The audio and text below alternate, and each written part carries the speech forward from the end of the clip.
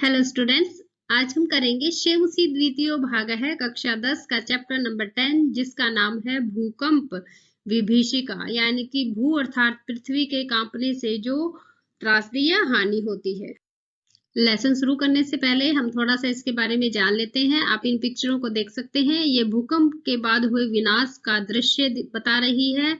हमारे इस पाठ में दो भूकंपों के बारे में विशेष तौर पर बताया गया है। पहला है सन 2001 ईस्वी में गुजरात राज्य के कच्छ जनपद यानी कि जिले के भुजनगर में भूकंप आया था और दूसरा भूकंप है सन 2005 ईस्वी का जो कि कश्मीर व पाकिस्तान के कुछ हिस्से में आया था। एकोत्तर द्विसहस्त्र ख्रीष्टाब्दे सन 2001 ईस्वी में गणतंत्र दिवस पर्वणि यदा गणतंत्र दिवस के पर्व पर जब समग्रमपि भारत राष्ट्रम पूरा भारत राष्ट्र नृत्य गीतवादी त्राणाम उल्लासे मग्न आसित नाचने गाने और बजाने की खुशी में मगन था। तद अकस्मादेव गुर्जर राज्यम तब अचानक ही गुजरात राज्य प्रियाकुलम व्याकुल विपर्यस्तम अस्त व्यस्त क्रंदन विकलम क्रंदन यानी कि पीड़ा से व्याकुल विपन्नम च जातम और विपत्तिग्रस्त हो गया। भूकंपस्य दारुण विभीषिका भूकंप की दारुण यानी कि दयामय विभीषिका त्रासदी ने समस्तम अपि गुर्जर क्षेत्रम सारे ही गुजरात क्षेत्र को विशेषेण च और विशेष तौर पर कच्छ जनपद यानी कि कच्छ जिले को ध्वंसा अवशेषु परिवर्तितवती ध्वंस के अवशेषों में परिवर्तित यानी कि बदल दिया। भूकंपस्य केंद्र भूतम भूकंप का जो केंद्र था भुजनगरम भुजनगर तो मृतिका क्रीडनकम मीव मृतिका यानी कि मिट्टी के क्रीडनक यानी कि खिलौने की भांति खंड खंडम जातम टुकड़े टुकड़े हो गया। बहुभूमिकानी भवनानी और बहुमंजिला भवन अक्षणे नैव धराशायिनी जातानी पल भर में ही मिट्टी में मिल गए। उत्खाता उखड़ गए। विद्युत दीप स्तंभा बिजली के खंबे विशीर्णा ग्रह सोपानम मार्गः विशीर्णः यानी कि छिन्न भिन्न हो गई घर की सीढ़ियों का मार्ग। फाल द्वे दो भागों में विभक्ता बट गई। भूमि है भूमि गर्भाद ऊपरी और भूमि के गर्भ से ऊपर निसरंती भी निकलने लगी। दुर्वार न रोकी जा सकने वाली जल धारा भी जल की धाराएं। महाप्लावन दृश्यम उपस्थितम जिससे भयंकर बाढ़ का दृश्य जो था वो उपस्थित हो गया। यानी कि भूमि जो थी वो दो भागों में बट गई। भूमि में दरार आ गई और जहां से दरार आई वहां से पानी जो था वो अत्यंत तीव्र गति के साथ बाहर निकलने लगा जिससे कि बाढ़ का दृश्य उपस्थित हो गया। सहस्रमितः प्राणिनस्तु अक्षणे नैव मृतः और सैकड़ों प्राणी जो थे अक्षण भर में ही मृत हो गए यानी कि मारे गए। ध्वस्त भवनेषु गिरे हुए भवनों में संपीड़ितः पीड़ित सहस्रों अन्य और हजारों अन्य सहायतार्थम सहायता के लिए करुण करुणम क्रंदंती सम करुणा भरी करुण पुकार से चिल्ला रहे थे बचाने के लिए।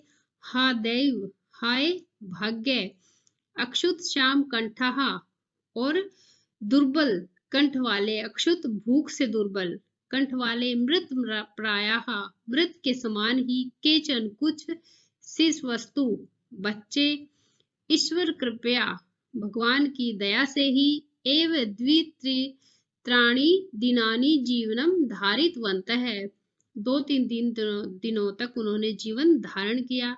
यानी कि भूख से पीड़ित कंठ वाले दुर्बल कंठ वाले कुछ बच्चे मृत के समान ही लेकिन भगवान की कृपा से वो 2-3 दिनों तक जीवित बचे रहे। इयम आसीत भैरव विभीषिका कच्छ भूकंपस्य इयम आसीत यह जो थी भयंकर विभीषिका यानी कि त्रासदी थी वो कच्छ भूकंप की थी। पंचमोत्तर द्विसहस्त्र ख्रीष्टाब्दे और सन 2005 ईस्वी में अपि भी कश्मीर प्रांते कश्मीर प्रांत और पाकिस्तान देश की च धरायाः भूमि पर भी महत कंपनम जातम महान कंपन हुआ था। यानी कि 2005 ईस्वी में कश्मीर प्रांत में और पाकिस्तान देश की भूमि पर भी कंपन हुआ था। यस्मात् कारणात् जिसके कारण लक्ष्य परिमिताः जनाः लाखों लोग अकाल यानी कि बिना काल के ही बिना मृत्यु के समय के ही काल कवलितः काल में समा गए यानी कि ऐश में ही मृत्यु का ग्रास बन गए। पृथ्वी कस्मात् परकंपते वैज्ञानिकाः इति विषये कथयन्ति।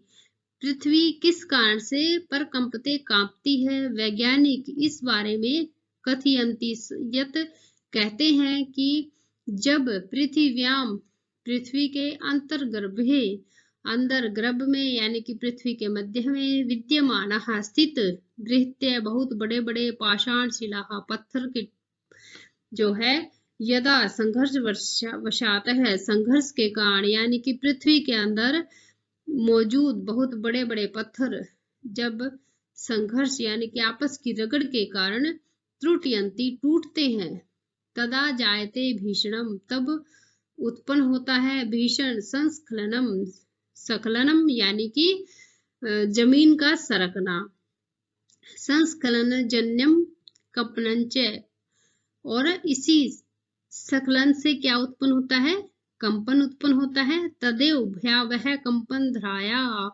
ऊपरी तलम आगत्य महाकंपनम जनयति और उसी भयावह कंपन से धरती के ऊपर भी महान कंपन जो है वो जन्म लेता है और जो कि एक महान विनाश जो है वो संयुत्पद्यते महान विनाश को उत्पन्न करता है। फिर से थोड़ा सा देख लेते हैं कि पृथ्वी किस कारण से कांपती है। वैज्ञानिक इस विषय में कहते हैं कि जब पृथ्वी के गर्भ में विद्यमान बड़े बड़े पत्थर जो है आपस में टकराते हैं और टूट जाते हैं जिनके कारण उस जगह को भरने के लिए भूमि खिसकती है और भूमि के खिसकने से ही एक कंपन उत्पन्न होता है और वही कंपन जब पृथ्वी के ऊपर आता है तो वह महान विनाश का कारण बनता है। ज्वालामुख पर्वतानां विस्फोटैरपि भूकंपो जायते इति कथयन्ति। ज्वालामुखी पर्वतों के विस्फोटों के कारण भी भूकंप उत्पन्न होते हैं इति कथयन्ति यह भी कहा जाता है भूकंप विशेषज्ञों के द्वारा।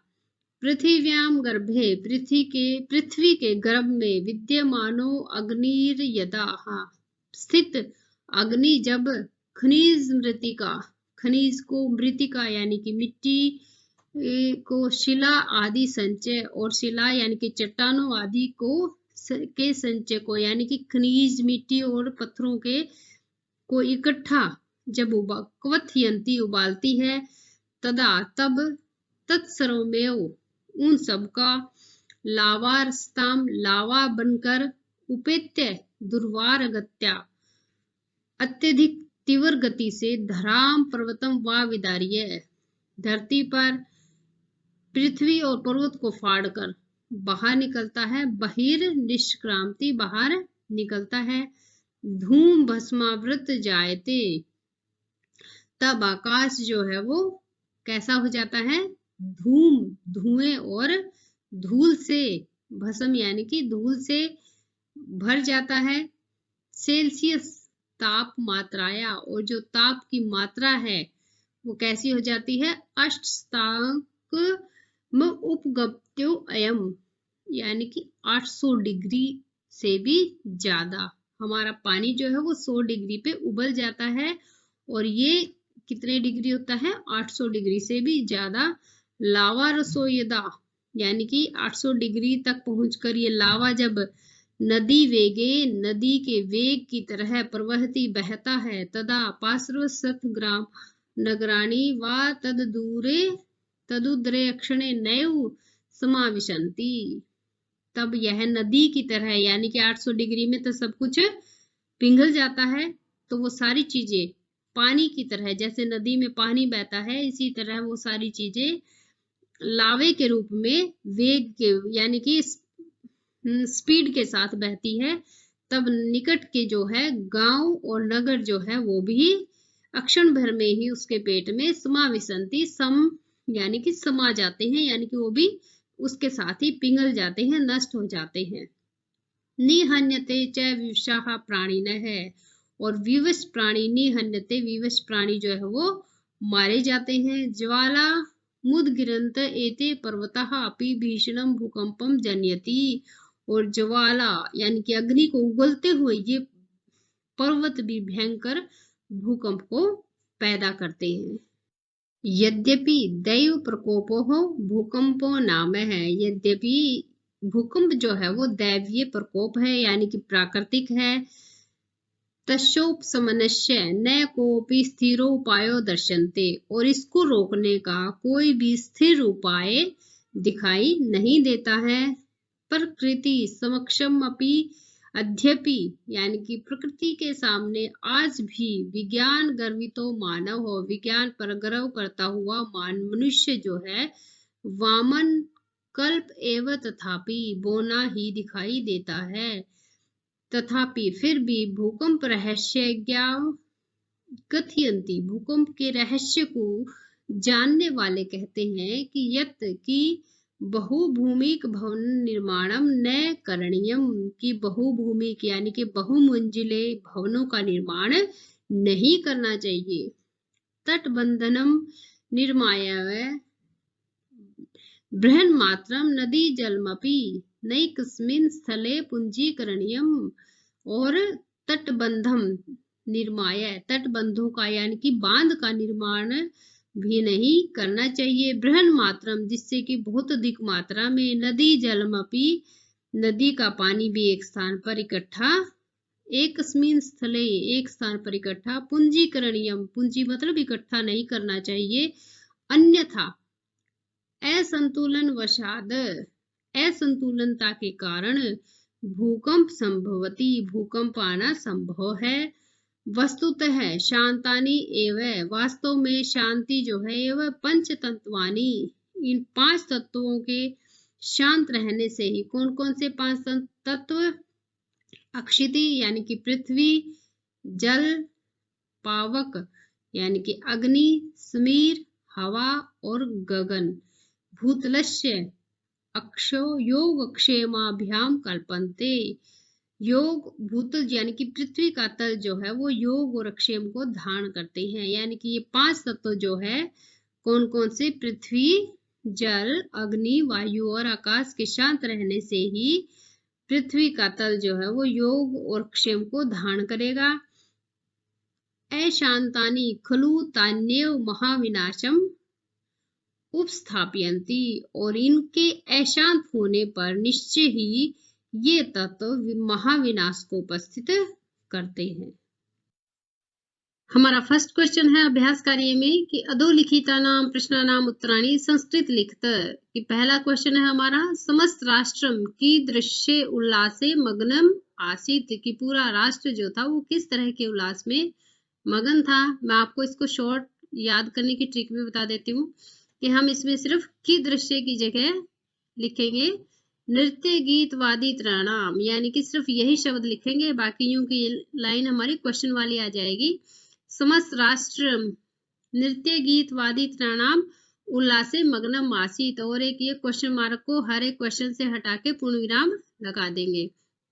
नेक्स्ट है भूकंपस्य केंद्र बिंदु कह जनपद है आसीत, भूकंप का केंद्र बिंदु कौन सा जिला था, इसकी जगह हम कर देंगे कच्छ, कह को हटा देंगे और कच्छ लिख देंगे, कच्छ जनपद है आसीत। नेक्स्ट है पृथ्व्याः स्खलनात्, यानी कि पृथ्वी के खिसकने से किम जायते, क्या उत्पन्न होता है। यहाँ पे आएगा भूकंपम भूकंपनम, कि पृथ्वी के खिसकने से भूकंप उत्पन्न होता है। नेक्स्ट है समग्रो विश्व है कई आतंकित है दृश्यते, किस पूरा विश्व किससे आतंकित दिखाई देता है, भूकंपई, कि भूकंप से आतंकित है। से हम यूं का यूं लिखेंगे समग्रो विश्व है भूकंप ही आतंकित है दृश्यते, यहाँ पर पूर्ण विराम। नेक्स्ट है केशाम विस्फोटैरपि भूकंपो जायते। केशाम किसके विस्फोट से भी भूकंप उत्पन्न होता है। यहाँ पे हम लिखेंगे ज्वालामुख पर्वतानाम, यानी कि ज्वालामुखी पर्वतों के विस्फोट से भी भूकंप उत्पन्न होता है।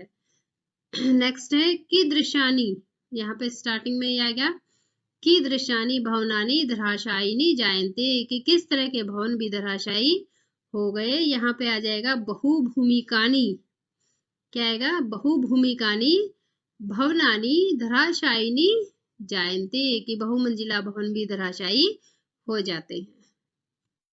अब नेक्स्ट है हमारा संधिम संधि विच्छेदम च कुरुत है। यहाँ पे हमें संधि करनी है और संधि विच्छेद भी है कुछ दिए हुए, तो ये हमारा परस्वर्ण संधि नियम के अनुसार ये हमें संधि करनी है। परस्वर्ण नियम यदि आपको पता है तो सही है, नहीं तो मैं आपको शॉर्ट ट्रिक बता देती हूँ। परस्वर्ण में नियम क्या है कि यहाँ पे च से पहले जो आधा वर्ण होता है इसकी जगह हम क्या लिखेंगे, मैं लिखेंगे संधि विच्छेद करते हुए। हम तीनों ही जगह क्या लिख देंगे, मैं। तो यहाँ पे क्या आएगा, किम जमा च। तो इधर से देखिए आप नीचे आंसर में किम जमा च, विपन्नम जमा च, विपन्नम प्लस च, भुजनगरम प्लस तू, भुजनगरम प्लस तू। इसमें क्या करना है कि जो मैं है लास्ट में वहां पे हमें तीनों में ही हलंत लगाना है बस। फिर हमें अब करना है संधि। संधि में क्या है, नगरम जमा तू, तो इसका क्या आएगा, नगरंतु।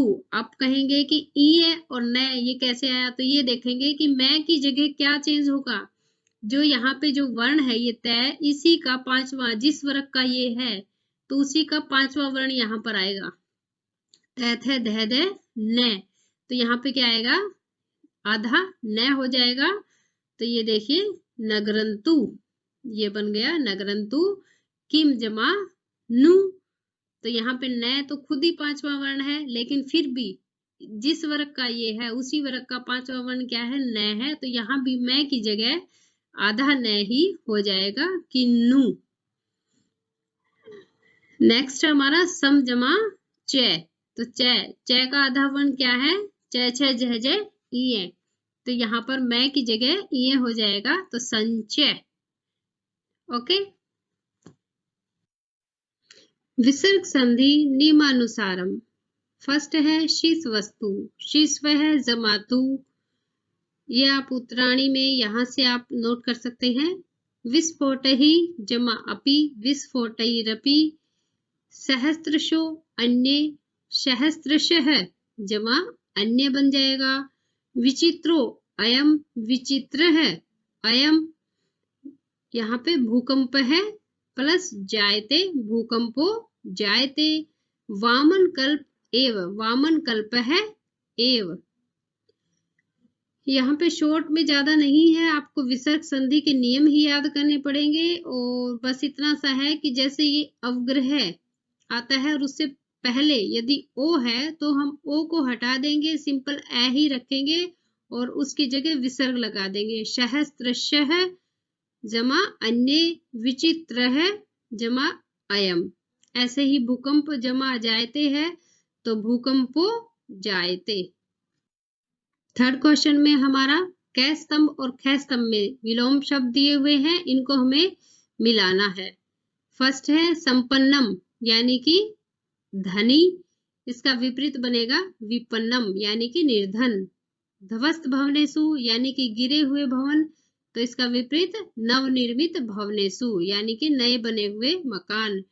निसरंती भी, निसरंती होता है निकल जाना, और प्रविशंति प्रवेश करना।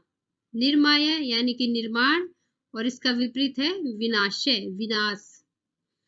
अक्षणेनयो यानी कि पल भर में, और सूचिरेणयो यानी कि बहुत देर तक। अब हमारा कि कै स्तंभ के पद और ख स्तंभ के पदों को, ये समानार्थक पद है, इनका हमें संयोग यानी कि मिलान करना है। फर्स्ट है हमारा प्रियाकुलम, यानी कि व्याकुल। विशीर्णः, विशीर्णा यानी कि नष्ट हो गए। उद्गिरंत, उद्गार यानी कि प्रकट होना। विदार्य, विदार्य का मतलब उखाड़ कर, फाड़ कर या संतोटे तोड़कर। नेक्स्ट है परकुपितम, कुपित यानी कि क्रोधित, क्रोध युक्ताम।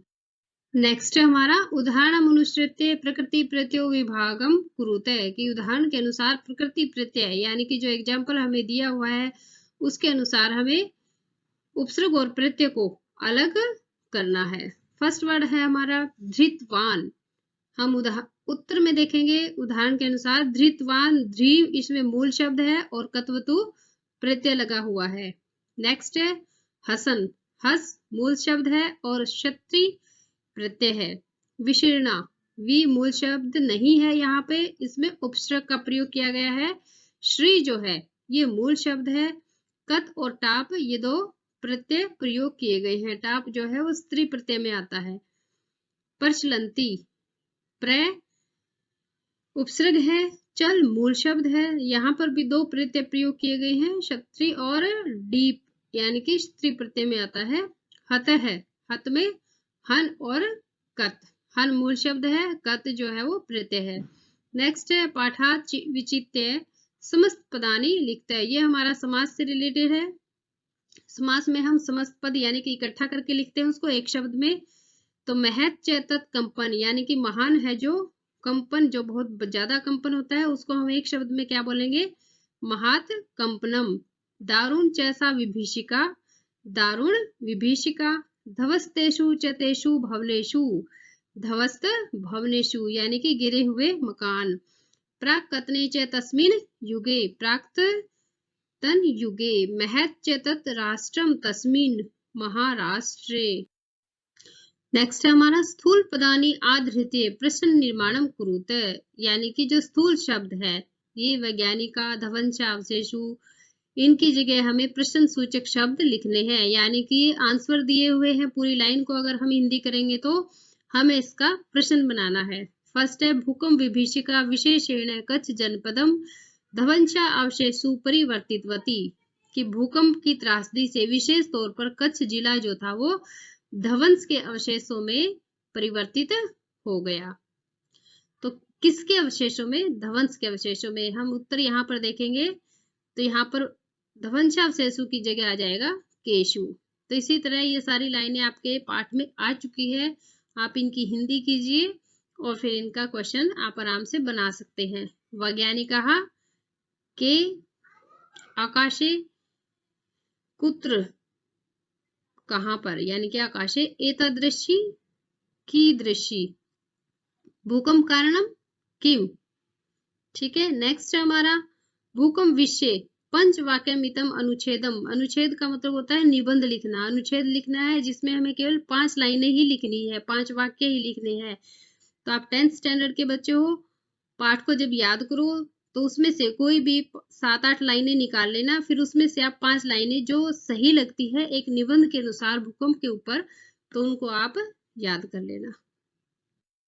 अब है हमारा कोष्ठकेषु दत्तेषु धातुषु निर्देशानुसारम परिवर्तनम विधाय रिक्त स्थानानि पूर्यत। निर्देश के अनुसार यानी कि जो ये कोष्ठक में हमें निर्देश दिया गया है, आदेश दिया है, इसके अनुसार ही हम अपने शब्द को यानी कि वाक्य में उस शब्द को लिखेंगे।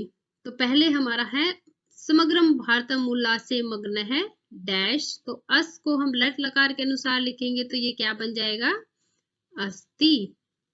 अगला है क्री में कत्वतु और डीप प्रत्यय का प्रयोग करके हमें लिखना है, तो क्या बन जाएगा, डीप में ई लास्ट में आता है तो ये बन जाएगा कृतवती।